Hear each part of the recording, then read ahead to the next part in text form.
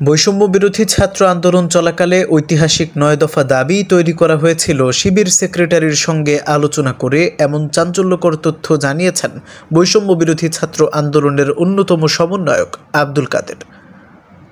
২২শে September রবিবার নিজের ফেসবুকে একটি পোস্টে এমন তথ্য জানিয়েছেন তিনি। আব্দুল কাদের লিখেছেন, কোটা সংস্কারকে উদ্দেশ্য করে আন্দোলন গড়ে উঠেছিল, কিন্তু সরকার পরিস্থিতি ঘোলাটে করলে আন্দোলন ভিন্ন দিকে মোড় নেয়। তারই ধারাবাহিকতায় ৯ দফার অবতারণা হয়। আমরা শান্তিপূর্ণভাবে কর্মসূচি চালিয়ে যাচ্ছিলাম, কিন্তু ১৬ তারিখ মঙ্গলবার আবু সাইদ সহ ৬ জন যখন শহীদ হন, ওই দিন রাত ১২টায় সামনের সারির সমন্বয়করা মিলে আমরা একটা অনলাইন মিটিং করি। মিটিংয়ে প্রথম এজেন্ডাই ছিল আজকে যে ৬ জন শহীদ হলেন, এই ৬টা লাশের বিনিময়ে শুধু কোটা সংস্কার হবে কিনা। তখন সবাই হৈ হৈ করে বলে ওঠে, ৬টা লাশের বিনিময়ে শুধু কোটা সংস্কার হতে পারে না। পরবর্তীতে দীর্ঘক্ষণ আলোচনা করা হয়। এই আলোচনায় স্বরাষ্ট্রমন্ত্রীর পদত্যাগের দাবি সহ আরও কিছু দাবি দাওয়া উঠে আসে। বলে রাখা ভালো, আমরা এতদিন বাংলা ব্লকেট থেকে শুরু করে রাষ্ট্রপতির কাছে স্মারকলিপি পেশ সহ নানান সফট এবং হার্ড কর্মসূচি নিয়ে মাঠে অবস্থান করছিলাম, কিন্তু সরকারের পক্ষ থেকে একেবারেই নির্বিকার নির্লিপ্ত মনোভাব পরিলক্ষিত হয়েছিল। আলাপ আলোচনার ধার ধারেনি সরকার, কেবল হাইকোর্টের কাঁধে বন্দুক রেখে চুপচাপ দেখে যাচ্ছিল। কিন্তু পরিস্থিতি যখন বেগতিক হয়ে যায়, ৬ জন শহীদ হয়, ওই দিনই সরকার আলোচনার জন্য তোড়জোড় শুরু করে দেয়। আমাদেরকে বিভিন্ন মাধ্যমে চাপ দিতে থাকে আলোচনায় বসার জন্য, কিন্তু আমরা আলোচনার আহ্বানকে বরাবরের মতোই প্রত্যাখ্যান করে নিজেদের দৃঢ় অবস্থান প্রকাশ করি। যদিও ভিতর বাহির থেকে আলোচনায় বসার নানা রকম চাপ আসছিল। তিনি বলেন, সরকার সংলাপের আহ্বান ফরমালি জানিয়েছিল, কিন্তু সেটার পরিপ্রেক্ষিতে আমরা আমাদের অবস্থান ফরমালি ক্লিয়ার করিনি, ক্লিয়ার করার সুযোগও পাইনি। বুধবার গায়েবানা জানা যায় ঢাবি ক্যাম্পাসে পুলিশ আমাদের উপর গুলি চালায়, আমি সহ কয়েকজন আহত হই। হান্নান মাসুদ গুলিবিদ্ধ হন। তখন থেকেই আমরা আন্দোলন পরিচালনা করে যাবার স্বার্থে কৌশলী অবস্থান নিয়ে গ্রেপ্তার এড়ানোর সিদ্ধান্ত নেই। যদিও সরকারের সংলাপকে প্রত্যাখ্যান করে মঙ্গলবার রাতে আমরা কিছু দাবি দেওয়া ঠিক করেছিলাম, কিন্তু পরবর্তীতে সবাই মিলে আলাপ আলোচনা করে যে সেই দাবিগুলোকে ফাইনাল করব, সে সময় পাইনি। তবে আমরা বৃহস্পতিবার মাঠের কর্মসূচি দিয়ে নিজেদের অবস্থান ক্লিয়ার করছিলাম। বৃহস্পতিবার আমি আর আসিফ ভাই এক বাসা থেকে বিচ্ছিন্ন হয়ে ভিন্ন ভিন্ন গন্তব্যে চলে যাই।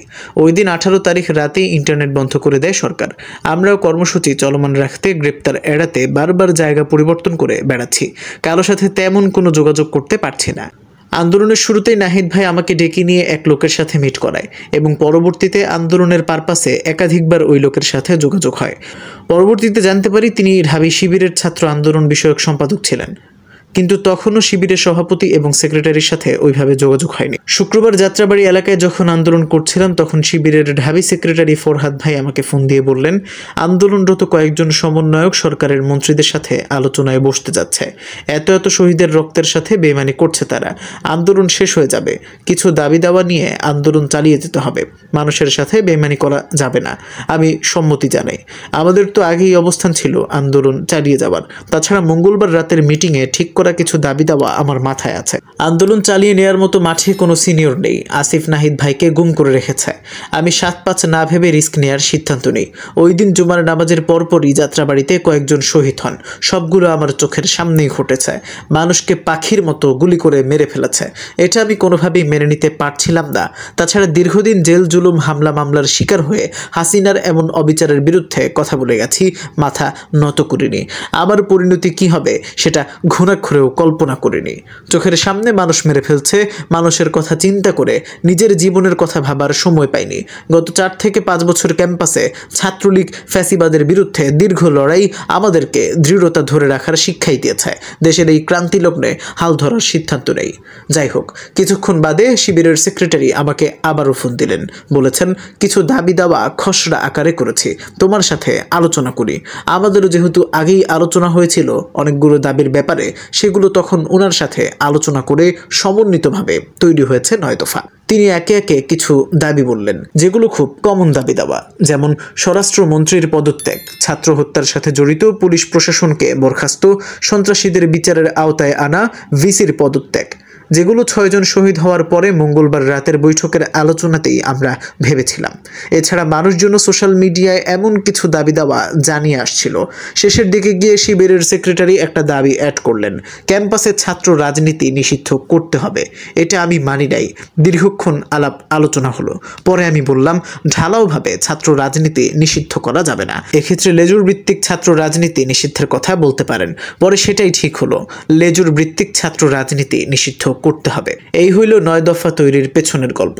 তবে 9 দফা প্রচার প্রসারে গুরুত্বপূর্ণ ভূমিকা রেখেছিল শিবির। যেহেতু নেট নেই, গোলাগুলি কারফিউর মধ্যে জীবনের ঝুঁকি নিয়ে সশরীরে হাউজে হাউজে পৌঁছে দিয়েছে। বিদেশি সাংবাদিকদের কাছে পৌঁছানোর ব্যবস্থা তারাই করেছে। আমাকে নতুন একটা সিম এবং মোবাইল কালেক্ট করার পরামর্শ দিল তারা। আমি স্টুডেন্টের বাসা থেকে সিম নিয়ে ওই নম্বরটা 9 দফা সংবলিত প্রেস বিজ্ঞপ্তিতে সাথে সাথেই দিয়ে দিলাম। ওই দিন সন্ধ্যায় বাসা থেকে 4 থেকে 5 কিলো দূরে হেঁটে গিয়ে পরিচিত সাংবাদিকদেরকে ফোন দিয়ে 9 দফার বিষয়টা জানালাম। টুকটাক ছাত্র রাজনীতি করার সুবাদে ক্যাম্পাসের সাংবাদিকদের সাথে আমার পরিচয় ছিল। তো ওই রাতে তাদের অনেককে একটা একটা করে দফা বাটন ফোন দিয়ে মেসেজের মাধ্যমে দাবিগুলো লিখে পাঠিয়েছি। পুরো 9 দফা দাবি একসাথে মেসেজে পাঠানো যাচ্ছিল না। কাউকে আবার মুখে বলে দিয়েছি, সে লিখে দিয়েছে। কেউ আবার রেকর্ড করে নিয়েছেন। কনফার্ম হওয়ার জন্য অনেকেই ফোন দিয়েছেন, এটা আসলেই আমি দিয়েছি কিনা। বিদেশি সংবাদ মাধ্যমগুলোকেও ফোন দিয়ে কনফার্ম করতে হয়েছে। আমার পক্ষ থেকে এটা যাচ্ছে, আপনাকে একজন পেন ড্রাইভের মাধ্যমে পৌঁছে দেবেন। এইভাবে চলল রাতের 11টা পর্যন্ত। প্রতিদিন রাতের বেলায় বাসা থেকে দূরে চলে যেতাম। ফোন অন করে সাংবাদিকদের সাথে 2 থেকে 3 ঘন্টা কথাবার্তা বলে তাদেরকে কনফার্ম করে ফোন বন্ধ করে আবার বাসায় ফিরতাম। সিনিয়ররা ঘুম অবস্থায় ছিল, ইন্টারনেট বন্ধ থাকায় যোগাযোগ করা যাচ্ছিল না বাকিদের সাথেও। এইভাবে চলতে থাকলো। আমার বাসা ছিল যাত্রাবাড়ি থানার পাশেই। গ্রেপ্তারের আতঙ্ক, তারপরও বাসায় থাকতে হতো। শুরুতেই যাওয়ার কোনো জায়গা ছিল না। কোনো রাত মসজিদে কাটিয়েছি, কোনো রাত অর্ধেকটা বাইরে কিংবা বাসার ছাদে কাটিয়ে শেষ রাতে বাসায় ফিরেছি। এই তো ঐতিহাসিক 9 দফা। আমাদের 9 দফা ফ্যাসিস্ট হাসিনা থেকে মুক্তি লাভের সনদ।